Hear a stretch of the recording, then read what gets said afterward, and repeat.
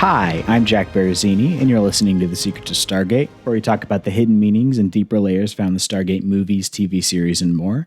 And joining me today are Father Cory Sticha. Hi, Father. Howdy, Jack.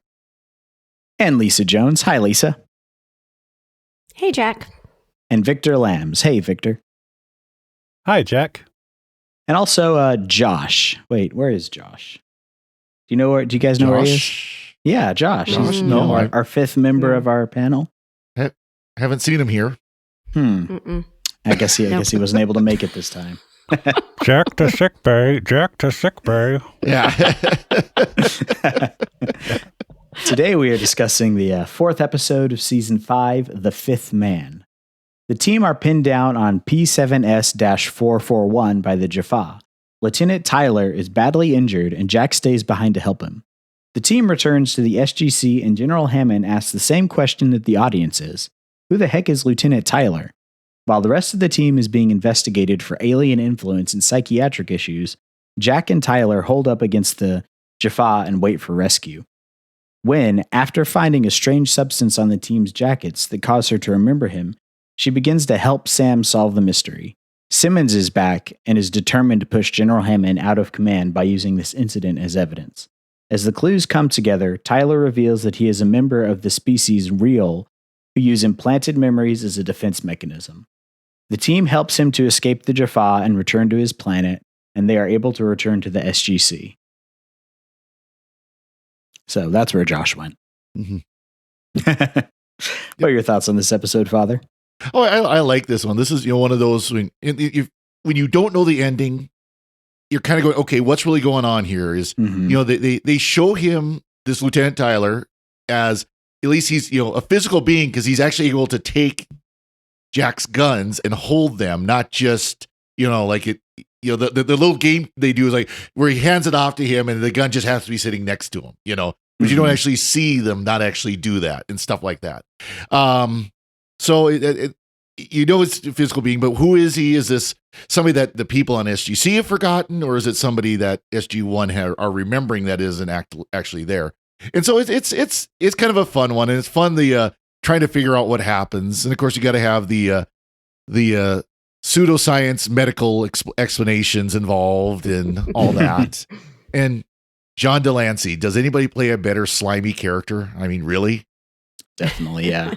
He makes everything better. I'm going to disagree. I've really never cared for this episode. It's a lot of shoot 'em up, and I feel like we just, with last week's episode, Ascension, where Carter sees a guy, no one knows who he is, nobody believes her, she's overworked, she's overstressed, you just need to take a nap. It just feels really out of touch to have them all suddenly come back and, feel like, hallucinations aren't shared. There's no, could they be crazy or overworked? There's none of that, like overworked, overstressed. They did say hallucinations aren't usually shared. And I'm like, ergo, anyone? Yeah. Now, there are some really bright spots in this. Dion Johnstone is amazing. I think that the scenes they have with him and Jack are great. And of course, John deLancie is a superstar. So there are some nice moments. I just, overall as a plot, I remember 20-something years ago, I was like, oh, this is really boring because I'm not really into shoot 'em up, kill over 100 people. Everything's blowing up all the time.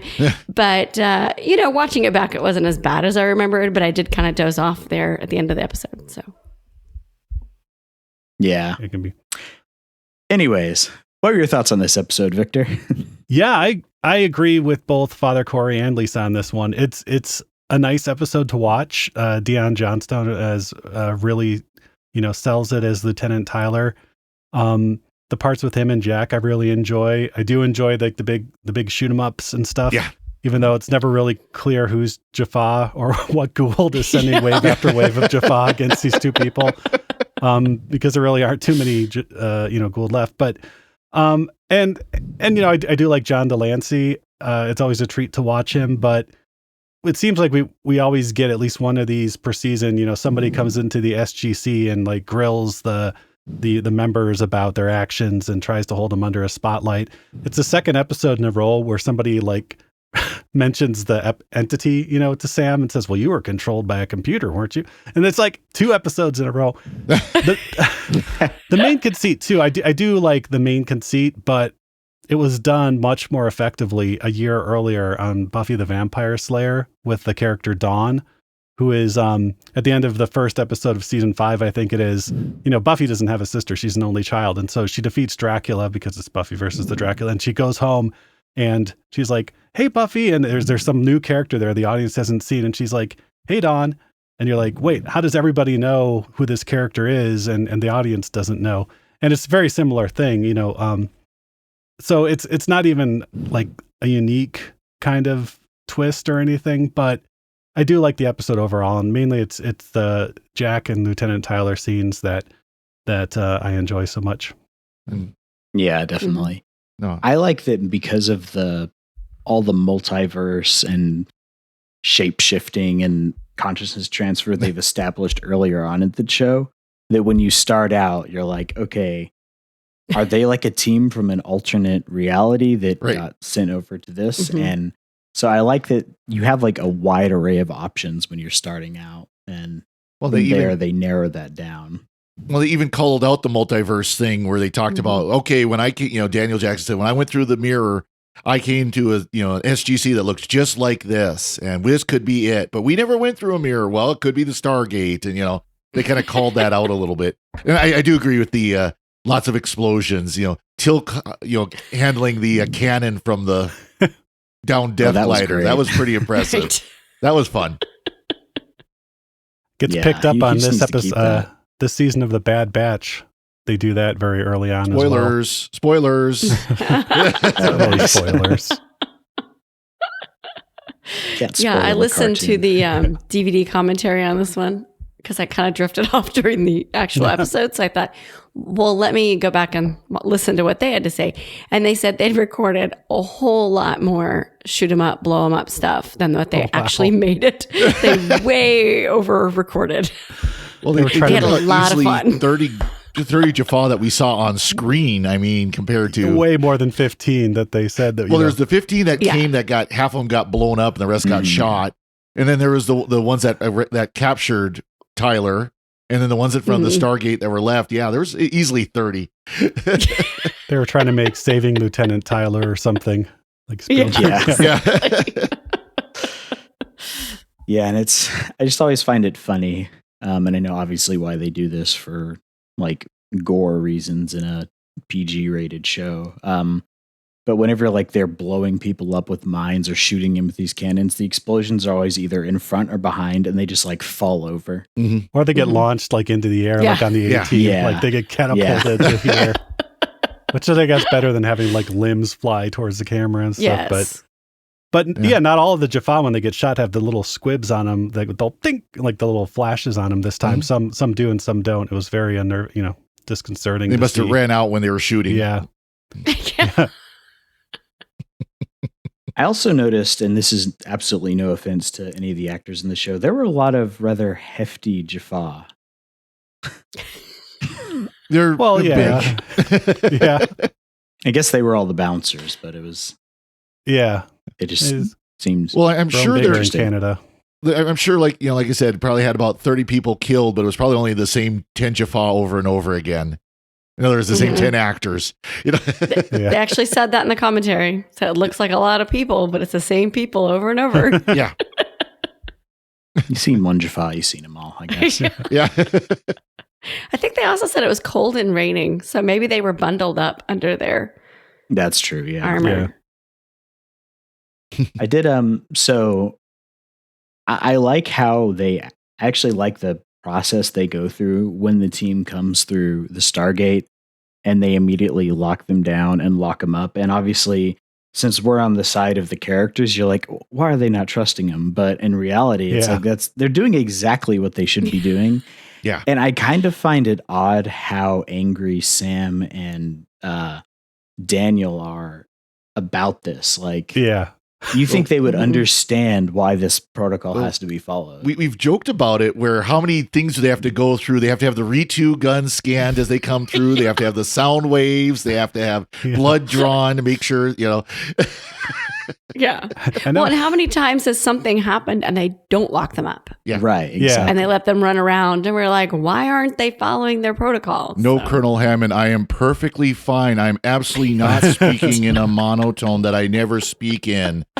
Yeah. They have to play, now they have to play Trivial Pursuit with them. Then they come through like, how many members of SG-1 are there? That's right. Yeah. If they get the answer wrong, they get. Yeah, it was amazing that Hammond didn't go like, well, here we go again. Right. Came through. Wah, wah, wah. Yeah. And I like how, so it's the alien's actual name, Kyle? Yeah, Kayeye. But Or as Kayeye, or as Jack says, Tyler. Yeah. Yeah. Yeah, the captain said Kyle, but I think they gave Dion Johnstone a little leeway in how he wanted to pronounce it, and so he chose to pronounce it, like, that's easy for you to say type thing, but yeah. And he gets his name from like the ration packet that's on the ground. This is manufactured in Tyler, Texas. Yeah. But I was wondering, so that means he can read English? Well, they're very good at like adapting and learning from people's like minds and stuff. True. I think they have like some low level telepathy. Yeah, also, that makes sense. They're also very naked, and this one, even watching it on Amazon, got the nudity warning. Oh, that's even though funny. he's like, really? Even though he's like it's a completely non-human alien. Yeah, it's a Ken doll running around basically, but. And I don't know if that's just because they inherited, but it was on Amazon, not Netflix, so I don't think they would have inherited the nudity rating for the entire series. But, and this is the first one when I watched it previously. I forget which service it was on. I noticed the nudity rating, and this was like probably like 3 years ago or something. So, yeah. So if you are offended by alien CGI nudity, that's completely. Like what you would get like in a early 90s, or late 90s video game or something, but yeah. That's funny. I do like how, so you see him very briefly when he reveals his true form to Jack. And then for some reason, he randomly changes back to that later on when he's running from the Jaffa. I guess I've always thought that is because none of the humans that were affected by him were close by. So the Jaffa actually saw him as he was the whole time. But the humans were the ones that saw it. SG-1 were the only ones that saw him in his Lieutenant Tyler disguise. Otherwise, he looks like Kit Fisto, basically, from the Star Wars prequel. He's like Kit Fisto, like a naked Kit Fisto running around. That's the best. I don't think that's an image favorite in my Jedi. mind, but yeah. And I think that y'all would have to comment, but how is the CGI for 2001? I think they said this was the first like CGI they'd done to that extent. Him running in the daytime, full length, for such a long shot. It was weak, but again, knowing the time and for a TV show, it actually wasn't too bad. I mean, you compare it today, and there's pixel art video games, 8-bit pixel games that look better, but that's This would have been contemporaneous with like Species. What's that Species 8472? 8472 on Voyager, and those never looked convincing. No, on the show either. And so it's compared to that. I mean, it's very good. I don't know if did they mention anything about doing like the motion capture or anything like that, or I don't think they were. Because that the run animation was technology. Like, it was pretty pretty rough, but But I mean, again, for the time for TV, this was really good. So, although they've done a lot of CGI with the replicators, and I guess that's easier because they're mechanical, and mechanical things are always easier to animate. But those have looked pretty good. Oh yeah, yeah, and they're indoors too. That's another good consideration. You don't have to match the lighting; it's not as you have more control over that and stuff. But but no, it's and then. So we get Simmons in this episode, and he has that really cool like micro cassette recorder. Yeah, that I think is just really awesome. And then, so he interrogates each member, and of the team, but he's supposed to be like this big bad threat. But as soon as like anybody says anything the least like confrontational to him, he's like, "This interview's over." Like he's like Daniel's Sam like calling him out. yeah, and Daniel's like, "Oh, who do you work for?" He's like, "This interview's over." It's like it's like. I know the scene needed to be over then, and it needed to be over with like SG-1, like with a win, like sticking it to the man beat, but he still made him look like. Well, but Teal'c was pretty good. Yeah. Because if I was still working for Apophis, I would kill you where you sit. Yeah. Yeah. That's a good, this I'd say interview's over at that one. Yeah. Yeah. I feel like he's needed some more introduction because he just shows up in the previous episode just sitting there with, I don't even think we hear his name in that one. No, and then we didn't. He's just back here and they just call him Simmons, but he hasn't really been established. So it's fun to see John deLancie, but I don't really, and I know they develop him later on, but as he stands right now, it's like, what's this guy doing here? And what's his point? It would have been cool if he was like the alien masquerading as a human that everybody, I don't know. Yeah. Yeah. Like we get 6 episodes in with him and I don't know. But it is a weird character introduction. And then we have another one of these because we've seen it, with Kinsey doing it. And I think Mayborn does it at some point, where they just interrogate the characters and say, well, weren't you under an alien influence like 6 times already type thing? Yeah. Yeah. Except for this one was interesting because they bring up Sarah Osiris, with the they hold up her picture. Yep. And I guess that's because she's going to reappear this season. But I thought it was interesting that he holds up this picture of her, It's just like Daniel doesn't know who she is. Yeah. And of course, Daniel, he's like, and of course, you've been involved with aliens after all. Didn't you lose your ex-girlfriend? Never mind Sheree, his wife. Let's not talk about her. Yeah, we don't talk about that. We don't talk about that. That was so. She's dead. Yeah, but he's not coming back. He did mention, it's like I've had this happen before. I've lost this before. I mean, the first time. Could have mentioned Hathor or any of the other, aliens he's been involved with. And then we get like the weird phone swinging contest, we're having this like, it's like my Washington connections go a lot higher. And then he's like, and he shows him like trying to call everybody. It's like, well, when will he be out of a meeting? It's like, well, yeah. Did he say when he's coming out of the bathroom? It's like, it's just like poor Hammond. It's like, he didn't have much to do in this one, no. Yeah. Although they obviously did hint that Kinsey is behind Simmons. So, that he knows exactly who's responsible of this. What a shock. He didn't have much to do, but they sure showed him a lot. Mm-hmm. Like he was active a lot. He did get the really good scene I liked is when Frasier is pointing to the different MRIs to show how the alien powder like affects the brain. And she's explaining it. And before, you get to the punchline, which is like, well, this is actually my brain because I was exposed too. Yep. She's like pointing to it and like, Hammond's like leaning over and like, interested in how it's working, asking questions. And then if you look at John deLancie, it's like, he's over there like eyes glazed over. Kind of eyes glazed over, but kind of like into it, but kind of not. And then, and it's just a really nice scene because like, even when he doesn't have anything, he doesn't have any lines or anything, he's still, contributing in some way to the scene. Yep. Yeah. And I did like how they did that with her, inadvertently revealing that she had tested it on herself by showing them their MRI. Right. Yeah. Mm-hmm. Well, it wasn't so much a test but that she'd got infected by it and then used her MRI to show what happens. When you think about it, it was kind of a nice thing that Dr. Frasier realized that she had gotten infected and knew who Tyler was. And she didn't, the first person she went to was Sam. Yep. And talked about it. And I thought it was nice because I think they've slowly been showing their friendship. Mm-hmm. Yeah.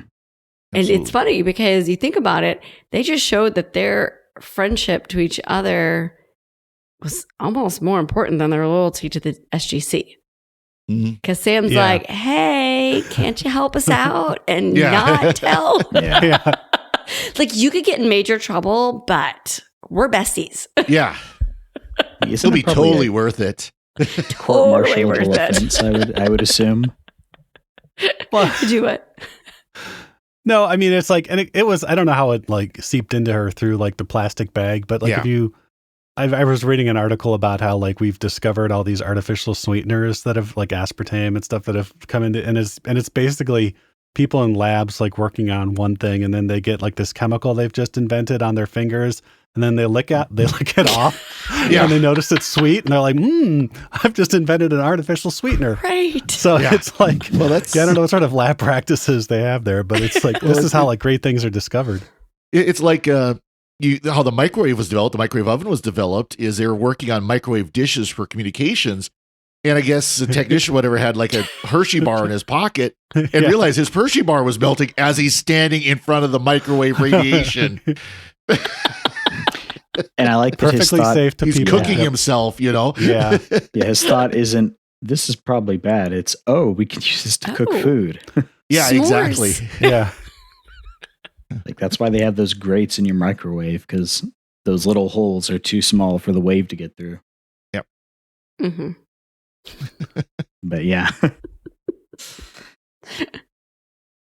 And so yeah, it's I also feel like they should have had like some more backstory to why they're on that planet and which Jaffa are attacking them. I think you mentioned that in the beginning, Father Cory, but there's no real framing for this episode. It's just like the Jaffa are here because the plot requires it.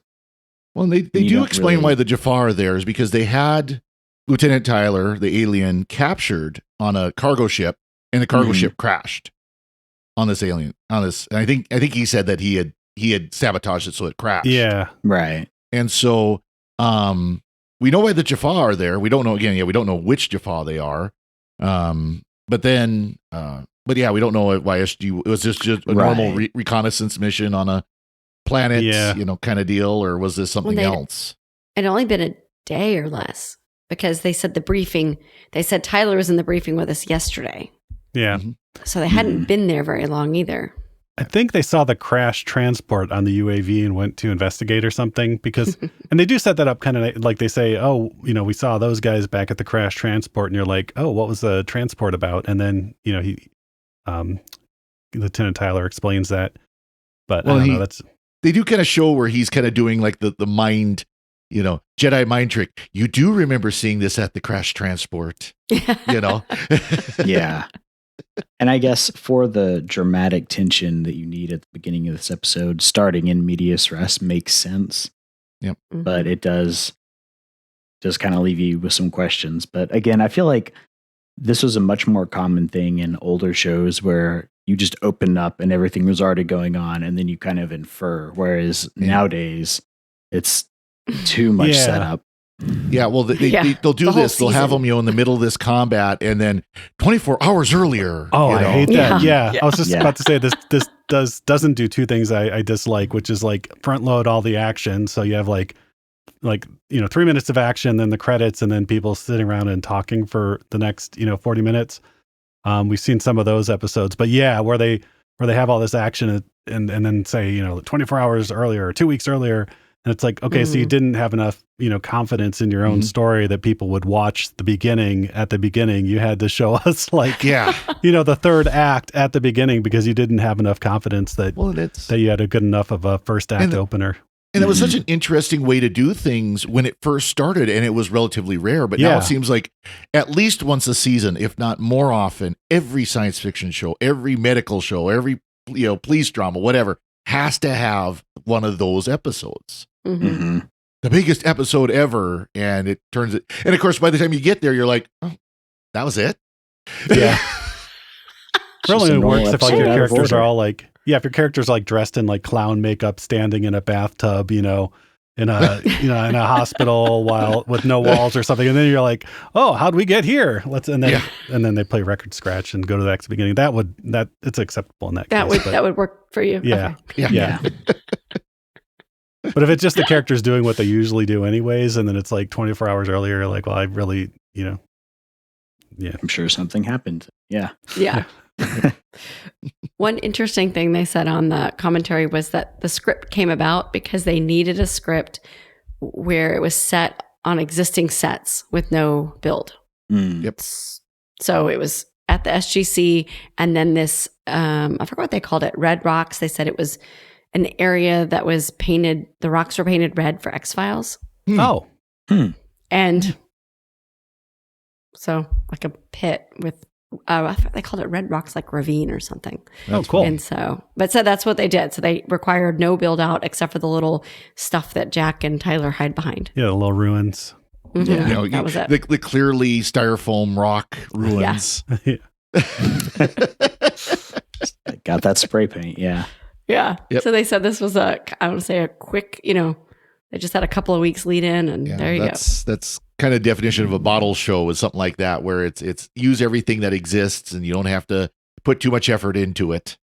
Yeah. Right. And I guess the main cost would go into the CG for the alien. Blowing everything up. Oh, yeah. Everything. Oh, that's cheap. Oh, explosions are cheap. No, I'm kidding. I bet that, because you mentioned that they said that they had a ton of explosion footage. I bet that when they do those kind of scenes, they probably record a lot of B-roll too that they can insert into other episodes.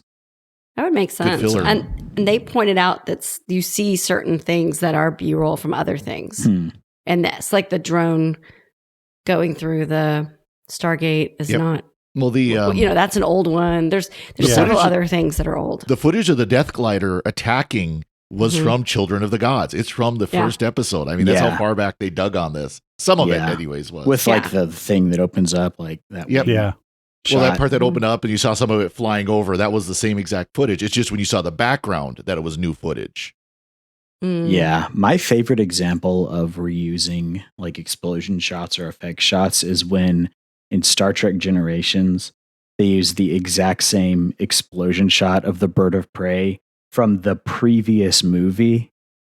Which like itself, if I remember right, came from another movie, if I remember correctly. Yeah. Recycling. Yeah. It's like back to back. And they're theatrical movies. It's not a TV show reusing these same shots. Well, there wasn't there footage of the outside of the Enterprise that actually came from TNG itself or something like that? I think so, yeah. I think there was like one or two scenes of the outside of the Enterprise that they literally just took from, like the separation scene or some of the separation scene, I think came from TNG and stuff like that, where they didn't even redo the special effects for that. They were penny pinching on that movie, yeah. Yeah. Yeah, it was. Oh, yeah. So they did the briefing scene where you see it on camera where there's no Tyler. They said that one came from Entity. They just shot it from a different angle? No, it was footage they had. They just reused footage from a previous. Just put some. But what I mean though is yeah. it was shot from a different angle. I mean though, then we would see. Okay. Yeah.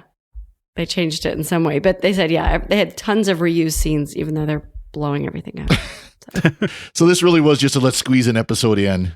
Well, I mean, I always say, I mean, I think they made the right choice. If the budget can go towards explosions and not the boring bits, then spend the money on the explosions. Not a clip show. Is that what you're saying? Yeah. No, we don't need more of those. Maybe the budget went to John deLancie. I don't know. Good. Yeah, I mean, and I was even thinking of it. They had to fly him up to Vancouver, maybe, but no. And just one thing about, I mean, Simmons does have some good points in this when he's interviewing Daniel. I mean, he's like, you have been very close to aliens. Sam, you've been under the alien influence here. Yep. It's like, come on, this is not like junior varsity. This is like a, top level government program. So we have to kind of, do some due diligence here. And like everybody's getting all huffy at him. Like, yeah, I mean, it's not easy to get TS clearance. Yeah. And having those kind of entanglements would definitely disqualify you. Yeah. So I have a question. So he is clearance to read the mission reports or to know about all of their stuffs, but he had clearance to read their employee files, or was he breaking into the computer? No. Or was he just not this putting his name on the user? This is one of these techno things that drive me nuts. Like, he doesn't have a username, just a user ID. It's like, no, because he's off base. It's like, no, he'd still have a username that he used to log in.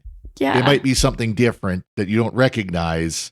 It might be, offset, Pentagon user 5124 or whatever. Or 4579. 4574. Yeah. Yeah. They But it just would made still a big have a to-do name. about that. And I'm like, so was he, I mean, you were clearly hacking, Carter. So are you saying he was too? No, he he was- had access. Okay. He logged Yeah, in he had legitimately. access. Okay. She Yeah. just didn't know who he was. She just Yeah. ran Yeah. a query on the user Okay. database and saw someone in there she didn't recognize, which it's not how that's not how this kind of stuff works. Like she sits down at the computer and is like, I can get in. It's like, no, you can't. It's not how that Yeah. works. If I just pound on the keyboard furiously and look like I know what I'm doing, I'll get in. You'll lock Mhm. yourself out, but Yeah. yeah, it is funny that they make a big deal out of that. Like, oh, who's this outside person? And then it amounts to nothing. Like, yeah. That's Yeah. I'm like, if he knew all this stuff about you, then why was he not supposed to be reading your employee files? it's just a reason to build dramatic tension. Yeah. Got to get the drama around that. It is, yeah. And I end up agreeing with Simmons more in those interviews, to be honest, or even like Yeah. him getting mad at coming at General Hammond. It's like, I mean, obviously we like Hammond, we like the team because they're the protagonist. Okay, I was just going to say that at one point, Walter's name badge says Norman Davis. Oh, okay. Yeah. I saw that. Not He's got Walter. Being Davis the again. flight badge on his chest there. Yep. And it was wrong name again. Yep. Still think he and Major Davis share a wardrobe, but Yeah. I did read that him being named Walter was completely a Richard Dean Anderson ad lib okay. because his name was Davis. Yep. And he forgot it and gave him Walter, and That's Yeah. Now he's Walter. now he's Walter. And soon Nice. he'll be Harriman for sure. Yep. Oh, and at the ending scene when they're walking back to the gate, and there's all these dead bodies everywhere, the original scene showed them stepping over dead bodies. Huh. Yeah. And they decided, not the best look. So they cropped it out. Yeah, you don't get a lot of like, we won today, but at what cost? At what cost? You don't get a lot of that in Yeah. Stargate. No. You're like, we wiped out like easily 20,000 Jaffa when we blew up all those motherships with our exploding sun. They're just bullet sponges. Yeah. I did notice for the alternate language titles, nothing too fun here. It's just some countries have it as the fifth member rather than the fifth man. Mm. So Yeah. take That's your boring. pick. That's not fun. Where are our German friends? Come on. Yeah. Should have Turkish. been something uh, like the non-remembered friend, or I don't know. Yeah. the man who wasn't there or something. Who The dat? stranger or something. Yeah. Yeah. Really good one. Awesome. Before we go, we'd like to take a moment to thank our patrons who make it possible for us to create the Secrets of Stargate, including Suzanne B., Vincent H., Chris M., Michael B., and William J. Their generous donations at sqpn.com/give make it possible for us to continue the Secrets of Stargate and all the shows at StarQuest. And you can join them by visiting sqpn.com/give. And be sure to follow the show on Apple Podcasts, Google Play, Stitcher, TuneIn, Spotify, iHeartRadio, or on the SQPN YouTube channel. To find previous episodes of Secrets of Stargate and to send feedback, please visit sqpn.com/Stargate. You can email us at stargate@sqpn.com or follow StarQuest on social media at facebook.com/StarQuestMedia or on Twitter at SQPN. And we'll be back next time when we'll be discussing the next episode of SG-1, Red Sky. Until then, Father Cory, thank you for joining me and sharing the Secrets of Stargate. Thank you, Jack. And Lisa Jones, thank you as well. Thanks, Jack. And Victor Lambs, thank you too. Thanks, Jack. That may be the way they are, but we're the way we are, so there you are. Wherever you go, there you are. What's Once that watermelon again- doing? And once again, I'm Jack Baruzzini. Thank you for listening to the Secrets of Stargate on StarQuest. Anyway, I'm sorry, but that just happens to be how I feel about it. What do you think? Yeah. Yep. It's gone. He's gone. Don't know why. I paid the devil to replace it. It's gone. Oh, what went wrong? Oh,